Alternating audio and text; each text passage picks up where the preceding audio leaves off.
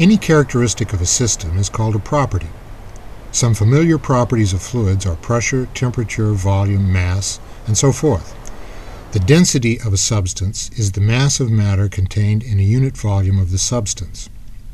Density can be illustrated by way of buoyancy, that is, observing which fluids sink or rise in other fluids. In this demonstration, cooking oil is poured on top of water where it floats since it's less dense than the water. Density differences in gases can be observed using the Schlieren optical method. Here, a turbulent plume rises from a cigarette lighter flame because the hot gas is less dense than the surrounding air. But the fuel inside the cigarette lighter is butane gas. It's heavier than air, and thus it falls. A small amount of liquid acetone in the bottom of this beaker produces a dense vapor that can be poured from the beaker almost as though it were liquid. In this computational fluid dynamics, or CFD simulation, cold air from an open freezer of the sort found in grocery stores falls to the floor. The density of a gas is inversely proportional to its temperature. Sometimes density differences can drive a fluid instability. Here, warm salty water overlies cool fresh water. Natural disturbances at the interface are amplified by the density difference, causing the two liquid layers to diffuse into one another, a phenomenon called salt fingers. A beaker of water at room temperature has a vapor pressure that's only a fraction of 1 atmosphere. However, when we heat the water, the vapor pressure increases. If we heat it enough, the vapor pressure reaches 1 atmosphere and the liquid boils. Some volatile fluids have vapor pressures much higher than that of water. This one, tetrafluoroethane, has a vapor pressure higher than 1 atmosphere at room temperature. It boils spontaneously without requiring a separate heat source. Water exerts great pressure on divers, and gases, especially nitrogen, become dissolved in the blood. If the diver ascends to the surface too fast, the high nitrogen vapor pressure causes bubbles to form in the bloodstream. The resulting medical condition, known as the bends, is potentially deadly. Vapor pressure is also an issue for high-speed propellers because the local pressure around the fast-spinning blades can fall below the vapor pressure of the water. When that happens, a type of local boiling known as cavitation occurs. This high-speed movie shows cavitation in water flow around a blunt object. Cavitation can cause damage due to the effect of bubble formation and collapse near a surface. A CFD simulation shows that we can also model the formation of such turbulent cavitation zones. The specific heat of a fluid is the amount of energy required to raise the fluid temperature by 1 degree.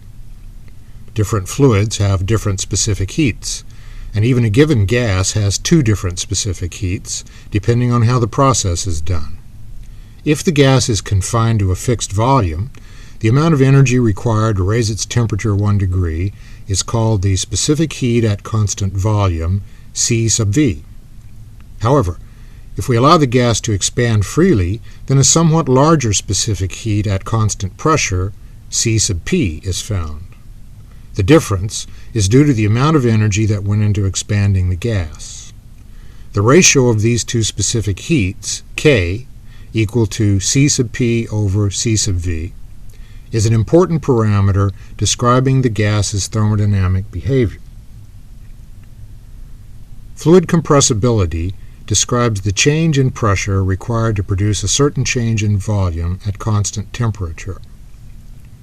Liquids are not very compressible, which is to say that their densities don't change very much, even over a tremendous pressure range. Gases, on the other hand, are very compressible. This is nicely illustrated by the Cartesian diver, a weighted medicine dropper filled with air, afloat inside a sealed bottle of water. When pressure is applied by squeezing the bottle, the water density doesn't change, but the air bubble inside the diver is compressed. As the air bubble shrinks, water comes in and the diver loses buoyancy and sinks. When we release the pressure, the air expands, drives the water out, and the diver's buoyancy is restored. This graphic little demonstration comes directly to us from that great 17th century French thinker René Descartes. And now, viscosity. We automatically think of a viscous fluid as thick, slow-moving, and sticky. But all fluids are viscous, including gases, and the faster you move through them, the more viscous drag resists this motion. Meteors enter the Earth's atmosphere at tremendous speeds and usually burn up due to the conversion of their kinetic energy into heat by the viscosity of the air. These burning rocks are erroneously known as shooting stars. We measure viscosity with a viscometer. One type of viscometer depends upon the wall friction inside a tube. Here, green-colored water drains faster than the more viscous blue-colored sugar water solution. The draining time can then be related directly to the liquid viscosity. Another type of viscometer generates and measures viscous stress in the fluid between a rotating rod and a surrounding cup. Temperature has a great effect on viscosity. For example, honey at room temperature is slow-flowing compared to water. If the honey is heated to about 40 degrees centigrade above room temperature, its viscosity falls and now it flows like water. Cool the honey to 15 degrees centigrade below room temperature, though, and it barely flows at all. Viscosity makes fluids stick to solid surfaces. Dip your finger in the honey and then withdraw it. The honey drains away, but right at the surface of your skin it has zero relative speed, so it sticks to your finger. This requirement of no relative fluid motion at a solid surface is known as the no-slip condition, and it comes directly from treating the fluid as a continuous substance. The no-slip condition is also vividly illustrated by this CFD animation, which shows colored velocity contours. The right side of the container of oil is moving upward, and viscosity causes the oil to be drawn up with it. In this case, the no-slip condition requires that the velocity of the oil in contact with the plate be the same as the velocity of the plate, which is colored red in this animation. A fluid with constant viscosity coefficient mu at any strain rate, represented by the velocity gradient du dy, is called a Newtonian fluid after Sir Isaac Newton. Water, air, and many familiar fluids behave according to this simple Newtonian law.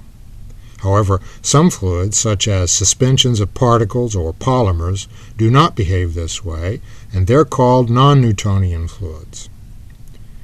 This thick solution of cornstarch in water is an example of a non-Newtonian shear thickening fluid. Hit it with a hammer, and it acts like a solid. Deform it more slowly with your finger, and it acts more like a liquid. Silly putty is a shear thickening memory fluid. You can bounce it around and it remembers its spherical shape. Let it sit for a while, though, and it spreads out like a viscous liquid. Other non-Newtonian fluids are shear thinning. It takes some effort to get them flowing. Ketchup is a famous example. You have to hit the bottle hard enough to exceed the ketchup's shear threshold, whereupon its viscosity falls and it begins to pour. Paint is another example of a shear thinning fluid. It's viscous enough to stick to the brush because the applied shear stress is small. But its viscosity drops dramatically as it's sheared, so we can apply it to a wall in a thin coating. Finally, there's the fluid property known as surface tension that makes a liquid surface behave like a stretched membrane. The water strider insect walks on water by making use of surface tension. He can even skim across the surface by surfing on the depressions made in the water by his legs. Observe the pinch-off of water droplets from a kitchen faucet in slow motion. Surface tension resists the breakup until the neck between the droplets breaks. Then it constricts the droplets into spheres, which contain the smallest surface area for a given volume. Here, surface tension effects are shown in a two-dimensional CFD simulation of liquid dripping from two holes in the bottom of a container.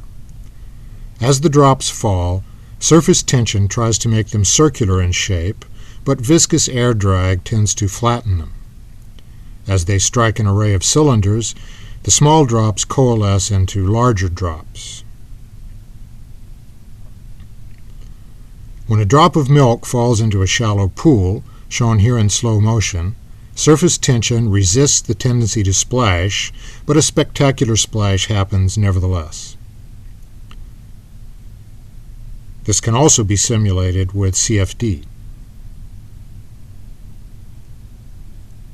Surface tension determines the contact angle of a liquid droplet on a solid surface.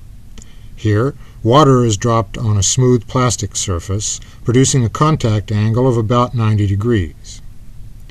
Alcohol, dyed blue, wets the surface with a smaller angle, but a drop of mercury has a contact angle greater than 90 degrees. Mercury is non-wetting, and its surface tension is much greater than that of alcohol or water. Water in a glass tube wets the glass and thus curves upward at the solid-liquid interface, forming a meniscus.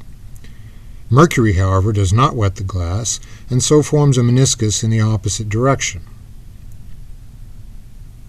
Water easily wets the surface of this bar of soap. Soaps and detergents are used to help wash things because they lower the surface tension of water, allowing it to soak into pores and soiled areas. Watch this soap boat demonstration. A drop of liquid soap at the stern of the boat breaks the surface tension there, and higher surface tension at the bow draws the boat forward. Here's a soap bubble being filled with a heavy gas. The surface tension in the liquid skin of the bubble constricts it and produces enough internal pressure to expel the gas back out the filling tube. The fountain of expelled gas is made visible by the Schlieren technique. As a final demonstration of fluid properties, observe these wine tears. Surface tension in the film of wine on the sides of the glass increases as the volatile alcohol evaporates, leaving water behind. This pumps wine up to the top of the film, where it collects and streams down continuously. This stately and beautiful phenomenon illustrates the two fluid properties of surface tension and vapor pressure.